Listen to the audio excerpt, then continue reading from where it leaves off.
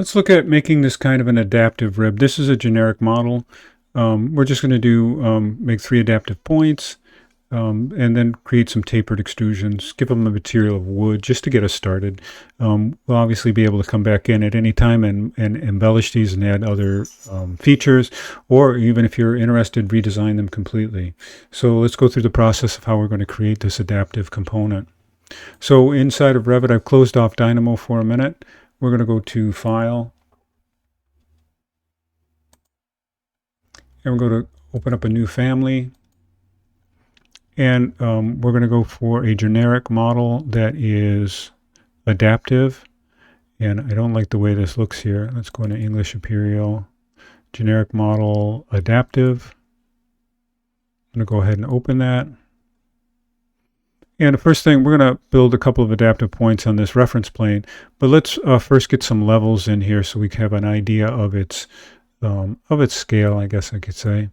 So we'll go to the front elevation here, and we'll grab this level, and I'll copy it up 2 times, just giving some, like 15 feet, and another 15 feet. Then we'll go to 3D again. And I'll go ahead and set our reference plane that we want to put our adaptive points on.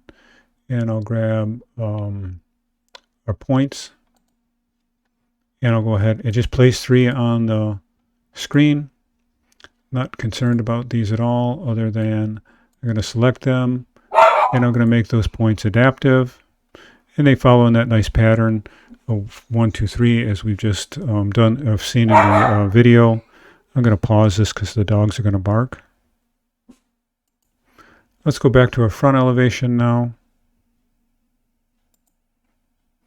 And let's just pull these in so that we have them in a position that we, try to get the arrow showing up here. Aligned up with our guides here, so to speak, just so it looks rational to us while we're drawing with it. These points are adaptive, which means they're going to go wherever we tell them to. But this at least sets forth the kind of the relationship that they have with each other. So I'll go to the 3D mode now. I'll zoom in here a little bit so we can start to build these elements. So I'm going to make an inscribed polygon, and I'm going to make sure it's 4-sided. It comes off default as 4-sided or 6-sided. And we'll set our reference plane as this base, because we're going to make a base very similar to that. And then I'll go ahead and start drawing this. So I'm going to sit on the center point. I'll come out a foot.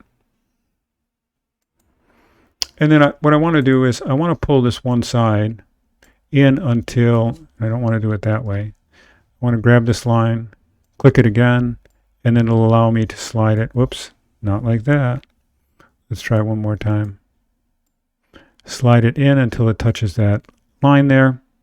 And then I want to make sure it's only 6 inches thick. The reason I'm making it flat to one side is we're going to actually lay these down as if we were going to fabricate them. So we have now our bottom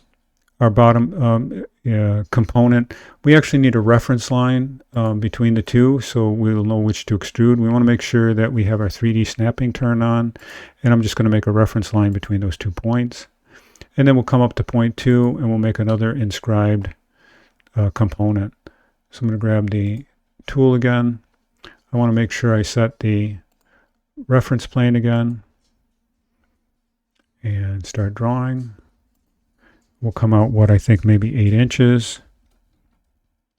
And then I'm going to do the exact same thing where I'm going to try and select this and then drag this in until it touches that.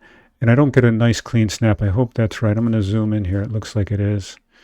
And then I'm going to grab this line, and I'm going to change this to 6 inches so we have a constant, continuous, similar thickness. Then I'll go ahead and create this form. So I'm going to grab the reference line. I'm going to hold down the Control key and grab the other 2 forms that we created, and then do the Create Form, make it a solid form, and there we have our start. The only thing we haven't done to that is add any materiality. I can leave that up to you. I'll go ahead now and I'll just test this a little bit to make sure that it is in fact behaving adaptively. We'll go ahead and I'll stop this clip, and in the next clip we'll go into the other direction.